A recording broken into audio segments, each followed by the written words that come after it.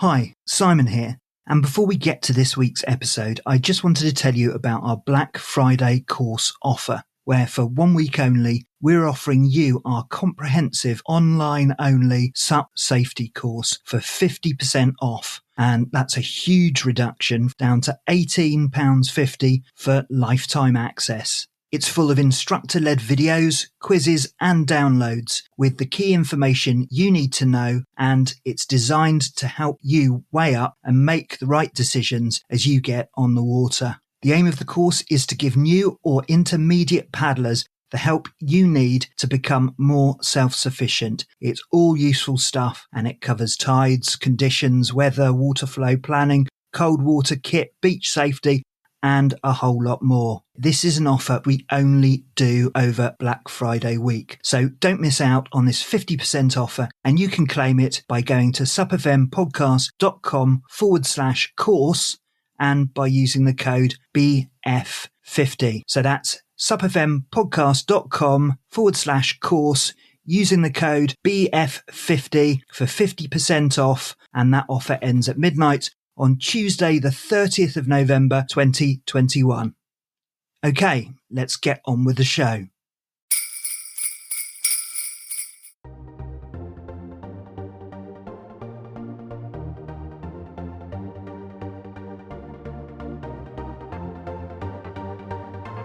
Aloha, and welcome to SUP FM, the podcast for stand-up paddleboarders everywhere. So with no further ado, let's get out on the water and on with the show. Here are your hosts, Nick and Simon.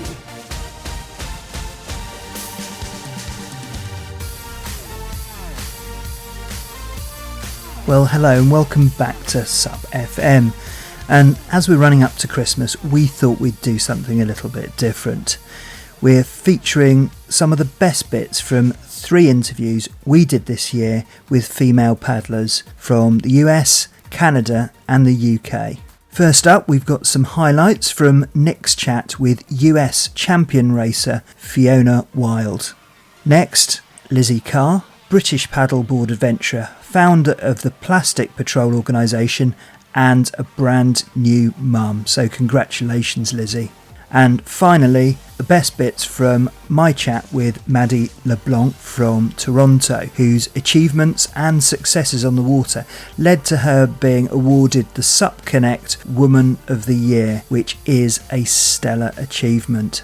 Before we start, I'd like to thank all the guests that we've interviewed this year. We've really enjoyed getting back into the podcast after a lengthy gap, and it's been great that Stand Up Paddle has had such an incredible year of popularity. We both want to keep spreading the word about its benefits and to help you paddle more and enjoy your time on the water. So we appreciate you for downloading this episode. And if you felt that any of our episodes have been entertaining or helpful, then please share our episodes with your fellow paddlers and also write us a review. So, as the wind howls outside, we'd like to wish you a very happy Christmas and a wonderful 2021. So let's get into our first Best Bits compilation, which is with Fiona Wylde, a US starboard athlete and a champion paddler, and she's achieved all of this despite being diagnosed with and managing type 1 diabetes. Here's Nick's chat with Fiona Wylde. Hi Fiona, thanks so much for joining us on the SUP FM podcast. How are you doing over there? Great. Thank you so much for having me. It's fun to be here. It's fun to be chatting with you, and it would be fun to be on the water, but we'll just have to make do with this right now. Yeah, what's the deal? Have you managed to get out on the water lately? Is it legal in Oregon or not? Yeah, so for a while there, pretty much all access to the Columbia River was closed, and a lot of the access that we put into the water here to the river is through state parks, and state parks are still currently closed. However, the city and the port of Hood River have just recently opened up a few more access points. So just this last week, I've been able to get in the water and paddle a bunch, and it has felt so good. So I was able to do a few smaller paddles, a couple weeks ago, but now it's like I actually have room and I can go a bit further, and I'm loving it. Oh, it's great to get back. I mean, I went myself on Monday because we were allowed in Portugal here. We're allowed to get out on the water again. And it's just, it's an amazing feeling to get on the water. It's really, really good. So I feel sorry for all those other people around the world who are locked down right now. Yeah, it's difficult. It's just to when I feel like after taking a bit of time off, when you get back on the water, you really appreciate it and realize how much, or at least I do, how much I kind of took it for granted that every day, whenever I wanted to or not, just go down to the water. And now, in a way, it's like a kind of forced reflection because it's like, okay, paddling is something that I used to do just every day, and now, or for a while there, I couldn't. So now it's something that I really want to do every day, and I'm not going to take it for granted like I did before. Absolutely, yeah. But obviously, you kind of live in nature all the time, I would imagine. And as a young girl, how did that initially start? I mean, did you have an outdoors family? Were you always outdoors? Absolutely. Yeah, my family, we always were very tight, very small family. I'm an only child, and actually I don't have any other cousins, not any first cousins. So I was always outdoors playing with my parents and aunts and uncles and grandparents. And so when we wanted to do something, a lot of times we would just look towards the outdoors, whether that be sailing or windsurfing or biking or anything like that. Like our playground is pretty much the outdoors. So for me, especially now living in Hood River, it's kind of the same thing. People always ask like, oh, what do you do? And if you ask that question in Hood River, they're not asking you about what you do for school or for jobs or anything like that. They're asking you about what recreation you do. And so, it's kind of like, oh yeah, well, I windsurf, I paddle, I bike, I ski, like we run in the mountains, all those things. So it's pretty cool because my upbringing has showed me that, basically my upbringing has taught me that the outdoors has a big enough playground for you to have fun, be healthy, and really enjoy it. And I'm lucky to be able to choose where I live now and to live in Hood River and have all the access to, the trails and everything else when they're open is amazing. Yeah. So what's the main things that you can do right now under lockdown? Are you running or cycling or what's the deal? Yeah, a bit of both actually. During the main part, the majority of pretty much all our trails were closed for about 6 weeks. And so during that time, I was just running on the road. I got to run a half marathon, a virtual half marathon. Well, I physically ran it, but it was virtually with a bunch of other people. And that was for JDRF, which is the Juvenile Diabetes Research Foundation. And they create a lot of fundraisers to raise money for research to try and hopefully find a cure for type 1 diabetes. And since I have type 1 diabetes and I work a lot with them, it was really cool to do something like that where, okay, I get to challenge myself, I get to push myself, but then it also goes towards a really good cause too. Sure. I'd love to dig into that a little bit later, but yeah. How can you tell us in like as great a detail as possible about the very first time you climbed up onto a stand-up paddleboard? Do you remember it? Actually, I do remember that because I was at a windsurf competition and I was 12. There was a windsurf competition that was happening in Southern Oregon, and we were there for windsurf wave sailing. And I had never really been in the waves before. So I was trying to be in the waves, for the first time windsurfing. I was trying to, compete, 12 years old, freezing cold water. It was nuking. Wow. It was blowing like 40 the whole week. It was a 4-day competition, and for the first 3 days, I couldn't even make it out through the surf. I was just like getting so wound up on the inside, trying to punch through and just getting yarded. Either the waves would knock me back or the windsurf rig would just get ripped out of my hands because it was so windy. And finally, the last day, I actually made it out, and like everybody on the beach was so excited, they were cheering, and that was like the biggest accomplishment that I had made it actually out to where most people had been, competing. But whatever, I was 12. Anyways, that next day, there was one day, I think it was like the Sunday, and everybody was just kind of hanging out, hadn't left yet. And the wind completely died. There were some small little waves, and they're like, "Oh yeah, we'll put you in a little. There's a stand-up competition. Some people had some stand-up boards. Like, put your name down if you want to do it." And I'd never stand-up paddled before, but I was like, "Oh, cool, I'll try it." I don't know what it is. So I remember they just randomly divided us all up into heats, and because I'd kind of come up late, there was like one spot open in one heat, so they just put me in that heat. Well, I was in a heat with like Robbie Dash and a few other kids that were quite young that actually knew what they were doing, and Did you it say was Robbie kind of Nash? funny. Yeah. Oh, wow. It was pretty funny.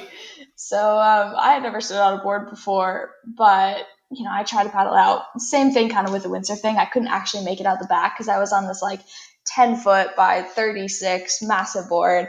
I didn't know anything about it, but I couldn't really catch any waves because I couldn't get out. So I just decided to turn around, catch the whitewater, and do a headstand, and that's what I did. So that was going to be my first time stand-up paddling. Obviously, additionally, you managed to excel in an endurance sport whilst having type 1 diabetes. So what kind of preparation and awareness does it take to manage the whole condition? It takes management, like you just said. It takes management and awareness of my body and prior preparation, to be completely honest. Type 1 diabetes is an autoimmune disease where my pancreas doesn't produce insulin. And in order for my body to act normally whenever I eat anything that has any kind of sugar or carbohydrates, you need insulin. Because when you eat sugar and carbohydrates, that backs up in your blood, gets broken down into sugars and stored in your blood, and insulin would act as the key to basically unlock a door from your bloodstream, from your veins and all that has your blood, and let the sugars enter your muscles. So if you don't have insulin, then all the sugar that you're eating, consuming, just sits in your blood, and you can't actually process it. And your muscles don't get any food, so you feel extremely weak. So I take insulin, I inject insulin somewhere between 5 and 10 times a day, depending on my blood sugar levels. So I'm constantly, poking myself with little needles to inject. And I wear a device on my stomach called Dexcom. It's a continuous glucose monitor, which means that it continuously checks my blood sugar for me automatically because it connects to an app on my phone, and every 5 minutes a little dot shows up on my graph that I have telling me where my blood sugar is. And it'll also project the direction that I'm going. So say if I'm going up, my blood sugar there'll be an arrow going up on the Dexcom app showing me, hey, blood sugar is going up, you should probably do something about this. Or hey, I'm going down, or I'm going down quickly, I should eat something to stop this. So ironically, the whole flatten the curve thing that we're talking about with coronavirus, I've been doing that for a while now because it's all about flattening the curve with diabetes. But when I'm on my race board, I wear a hydration pack pretty much every time I'm on my race board. And that hydration pack has my phone, has some water, and also has Goo Chomps, just some sort of quick acting sugar that I can eat. But I wear an Apple Watch, and the Apple Watch talks to my iPhone, and I have the Dexcom app on my watch as well. So while I'm racing, I can actually look down, see what my blood sugar is at, and be like, yep, okay, I'm good. I can keep paddling, just keep going. Or, oh, I'm starting to go down. I need to eat something. So I'm constantly monitoring, okay, where's my blood sugar at? And trying to adjust it even while I'm racing. Because if my blood sugar is not in range, I'm not going to feel well, and I'm not going to race well at all. And you said, how did you actually find out that you had it? So I discovered that I had type 1 diabetes on my graduation day from high school when I was 18. I had been doing online high school basically sophomore, junior, and senior year. So the last 3 years of high school I did online. I had also signed my contract with Starboard at the beginning of that year. So this was my first year, being a professional stand-up paddler, super excited, ready to go. I competed in the Carolina Cup that year. That was my first big race of the year, and I was doing awesome. I was in second place to Annabelle Anderson, and, it looked like I was going to get second. And in about a mile and a half from the finish, I just completely bonked. I lost it. I got weak. I couldn't paddle anymore. I crawled in kind of in sixth place. And I chalked it up to experience. I was like, I'm young. This is my first, big international race. Like, as with a team behind me, like, I just need more experience. So I came home and I kept training. and I didn't get any stronger. I was actually getting weaker. I was losing quite a lot of weight. I was exhausted, very dehydrated, but constantly having to drink water. And then I got an infection, and I went to the doctors, and they gave me some antibiotics for an infection and said, it'll go away. It didn't go away. I went back. They gave me a second round. And that time it did nothing. The infection just continued, and it was, kind of painful. And then I went back to the doctor a third time. This is about a month after the Carolina Cup. And it was the day that I had finished high school, because since everything was online, there was nothing else that I had to do. It was like all my work was turned in. I finished it all that morning, was feeling amazing, kind of like, high on a cloud. And went to the doctor that afternoon and explained everything that I had been feeling. And my doctor asked if anybody had checked my blood sugar. I was like, no, what's that? Why? And so my doctor pricked my finger right then and there, and my blood sugar was at 586 milligrams per deciliter. And I was like, great, what's that out of, 1,000? And he was like, no, high is like 110. So pretty much right then and there, I was diagnosed with type 1 diabetes. And of course, it was a huge shock to me. I didn't know anything about diabetes. To my family, they're like, what? Did you think, oh my God, my career's over? In a way, yeah, because being a professional athlete, your body is extremely important. And here I have, a body that can do really cool things, but a part of it is broken. So trying to get that through my head, in a span of a few minutes after getting told you have an autoimmune disease, wasn't necessarily the most light feeling, I could say. Tell me about visiting Starboard and their founder, because are you quite close with him? Yeah, Sven is amazing. Sven is somebody who you meet Sven and you feel like you can just go out and do something. He's the kind of person that is like, in any difficult situation, you're like, okay, yep, we can do that. Like, barely doesn't even think, that there was not an option to go do it. So when I've been able to head to the factory, Starboard headquarters in Bangkok, Thailand, a few times. And every time I've been there, it moves at very fast pace. There's a lot of things going on. But it's been an amazing opportunity. The first time I was there, I actually got to shape my own board. I was only there for 2.5 days because, it was super cool. I was only there for 2.5 days because I was there in between events. And so we had a ton of boards to test. And in the midst of it all, I found this blank. It was like a 7.4, 7.4 by 24.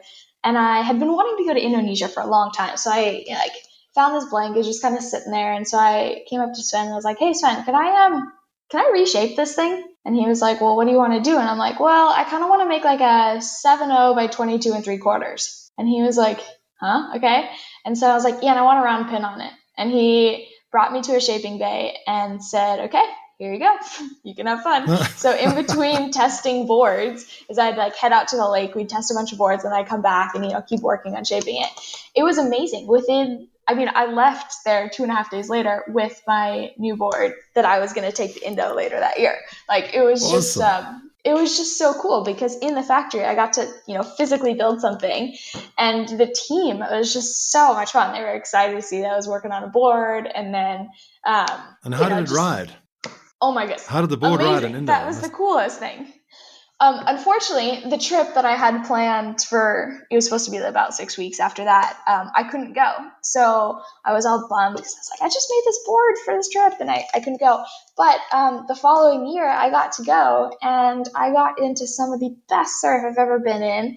And the board rode amazing. It was so cool. Maybe it was just because, I made it and it felt good. But, it was what I wanted for those kinds of waves. There was hollow, clean, it was super low volume, so I needed to have clean, glassy surf, and luckily I had a bunch of it. I don't know how you can even paddle a board that small, but that, I'm 6'4", so I'm really big, but that's crazy. Yeah, it might be a great short board for you. Yeah, maybe. What a great chat. And if you enjoyed that, then have a listen to the full episode on our website, supfm.show, or on Spotify, Apple Podcasts, or your favourite podcast app. So our second Best Bits compilation is with Lizzie Carr, and in a minute we'll hear about her journey down the Hudson into New York City. But Lizzie is a cancer survivor, and it was that experience and the role that paddleboarding played in her recovery which made her question her career in the corporate world and forced her to make some really big decisions. It was a really disjointed journey, actually. I'd come back, I'd recovered, and I'd gone back to work, because as much as I craved this sort of new way of living, I also really craved this sort of sense of familiarity and routine and just structure that cancer had taken away from me. So I got back into the rhythm of work. I went back to my job, just kind of stuck into the grind. And it was only after about a year that I really started to feel quite anxious. And I know now that was actually a form of survivor's guilt, which I hadn't even heard of at the time.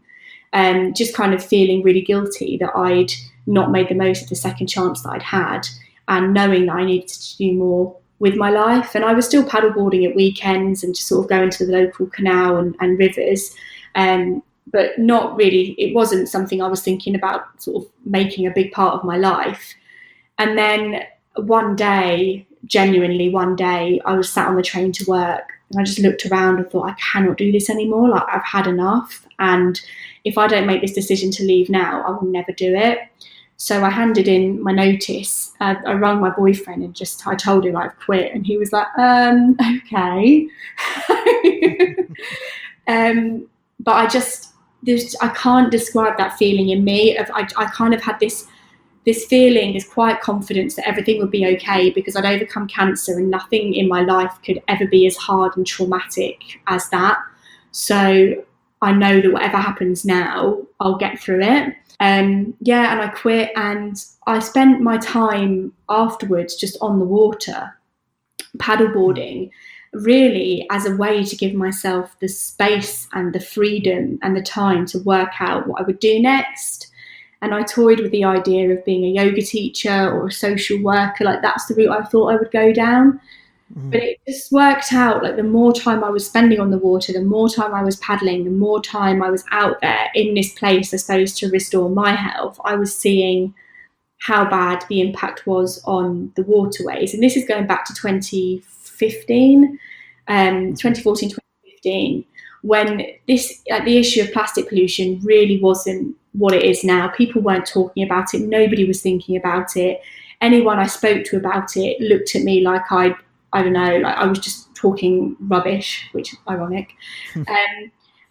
And I just kind of, after being out of work and sort of paddling quite a lot over about 6 or 7 months, I just remember thinking, how can I make people see what I'm seeing? How can I make people understand what this problem looks like? And I'd been reading quite a lot of insight, and it was all about, the very little that there was online at the time, it was all about the oceans. And I remember thinking, well, there's so much inland, there's so much on these canals and rivers, and nobody's campaigning for this, nobody's doing anything about this. And I'm seeing swans chewing on this stuff, and I'm seeing birds' nests almost made up entirely of plastic, and yet there's no support for it. So that's where the idea came then. I know I'll spend my time paddleboarding the length of England, and I'll photograph every single piece of plastic that I see on that route, and I'll plot it in a map. So that I can show people what I'm seeing firsthand on this journey. And that's what I did. I did that, I think 22 days it took me to paddle those 400 miles, and I camped up every night on the towpaths and cooked my food. I had my stove and my sleeping bag and my tent on my board. And it was just the most amazing adventure. And I think it was a personal odyssey as well. At the time, I probably didn't realise that there was this kind of eat, pray, love element to it that I was experiencing for myself. But it was very much like an environmental journey for me, and just trying to get people to think about the planet using paddleboarding and adventure as a vehicle to do that. And that journey really captured the public imagination and secured the most incredible amounts of publicity. Yeah, absolutely. I was really, really well supported, and such a surprise for me as well. I really didn't expect it to get the reaction that it did. And I feel incredibly lucky that there was so much media support around it, because the whole point of what I was doing was to get people thinking about plastic, and if I could use paddleboarding as a way to get people aware of the sport and grow the sport, but also become aware of this sort of major environmental issue, then it was just a win-win situation for me. And out of her experience paddling across the UK end to end and her environmental awareness, she created an organisation to help clear up the waterways. Plastic Patrol was just an accidental name. It was a hashtag that I used when I was paddleboarding the length of England to just log the litter on social media, like to group it together. And then it was just a name that stuck and became what I called the cleanups that I was running with other people. But it was already in use by then, and I was already doing stuff like under Plastic Patrol, but there was no sort of formal organisation. Nothing was set up properly. It was just me doing my thing. So when I did the channel, the reason behind that, and you have actually just talked about it, was to highlight microplastics, because I'd done this sort of big campaign around the normal sort of plastic that we're finding, the sort of on the go throwaway bits of litter that we find in our waterways. But I wanted to draw attention to what happens to that when it breaks down, when it reaches sort of larger bodies of water, and the impact that has on the environment ecologically. And I mean, at the time there was no research then on what impact it had on human health, but we know a lot more now. And I would say, like, looking back, it was probably still too premature. Like, I don't think people were really ready to talk about that then, because it was still before people were even just talking about normal plastics. But because I was so embroiled in the issue, I was like, everyone has to know about this. This is urgent and important, and we have to do it now. So I did micro sampling on that crossing. Every fourth mile, I would drop a net in. There was a support boat. So if you cross the channel on a paddleboard, by law, you have to have a support boat. I had a support boat that worked with me on it, and we worked with the University of Plymouth and had all of those water samples analysed on return. And every single sample we collected had microplastics in it, like hundreds of thousands of pieces in some cases. So it was awful, because when you think that I was just me on a very small, section of water, when you scale that up into an entire body of water, you realise just how much is there. And Lizzie went on to do some really long SUP expeditions. She crossed the English Channel, but she was also the first person to paddle all the way down the Hudson, right the way down to New York City.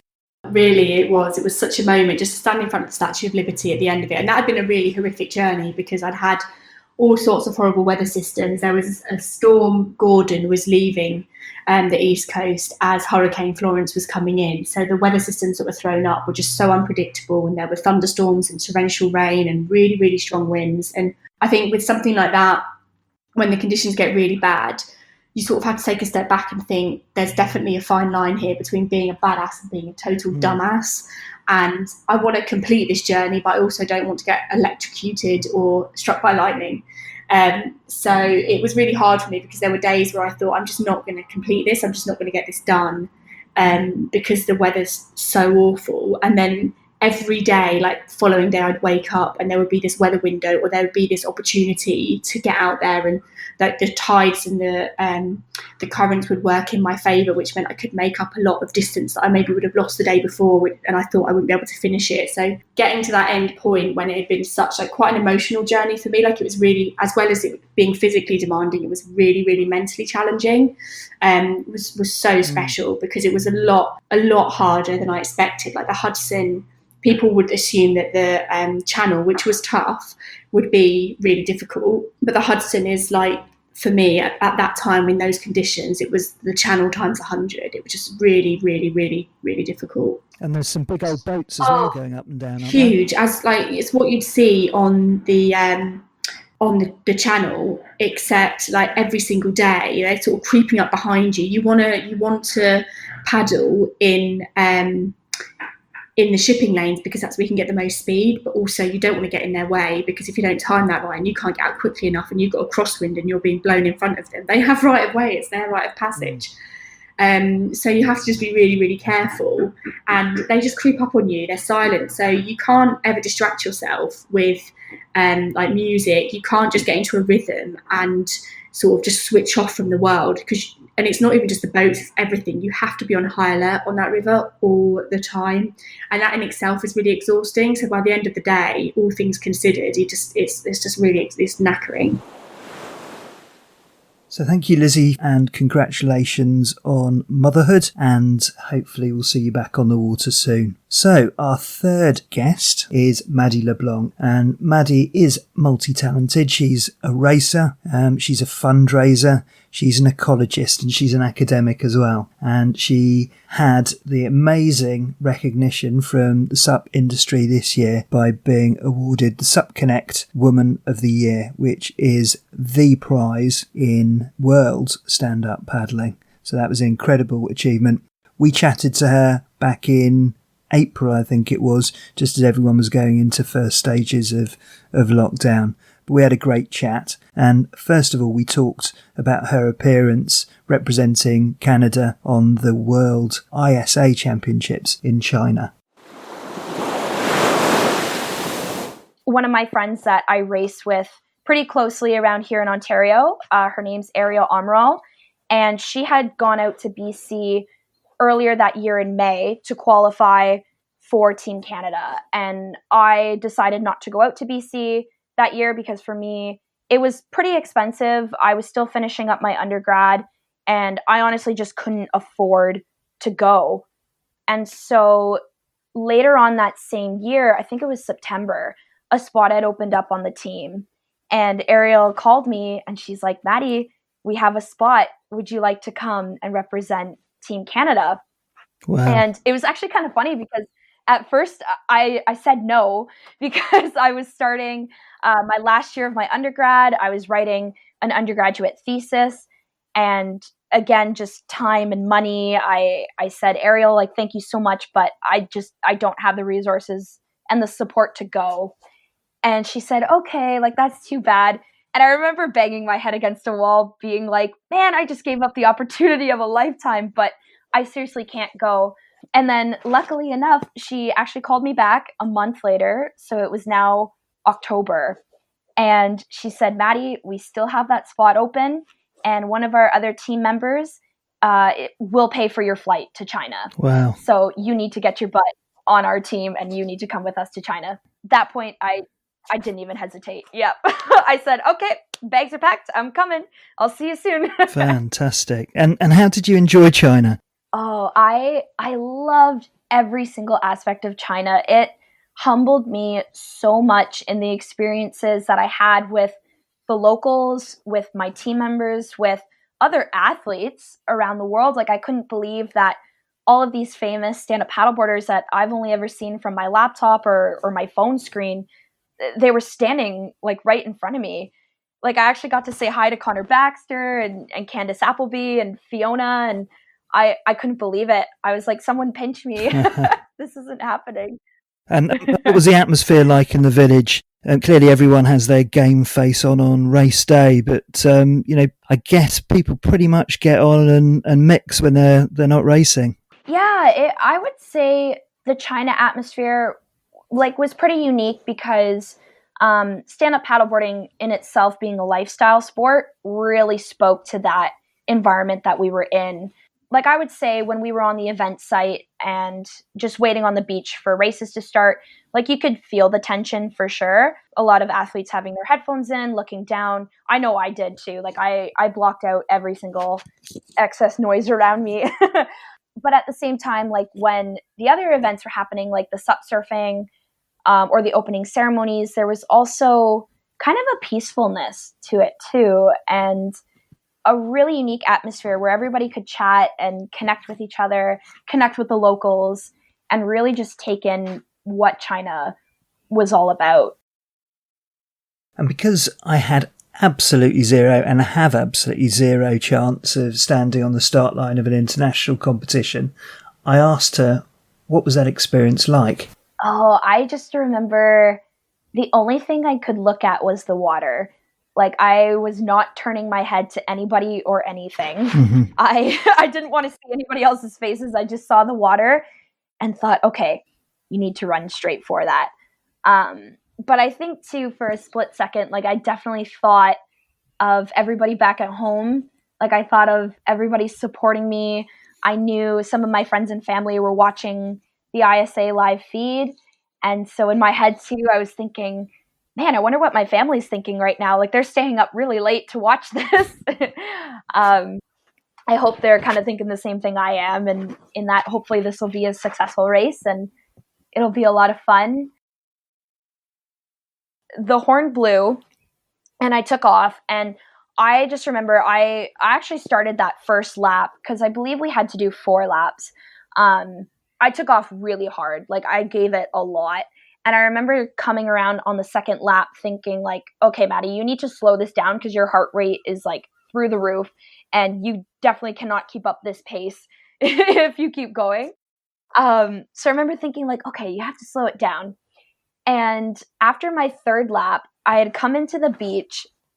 You had to run around a flag and then go back out with your board. And I had to borrow a board from China because our starboard that we were supposed to have in China kind of got destroyed in an accident on the way over.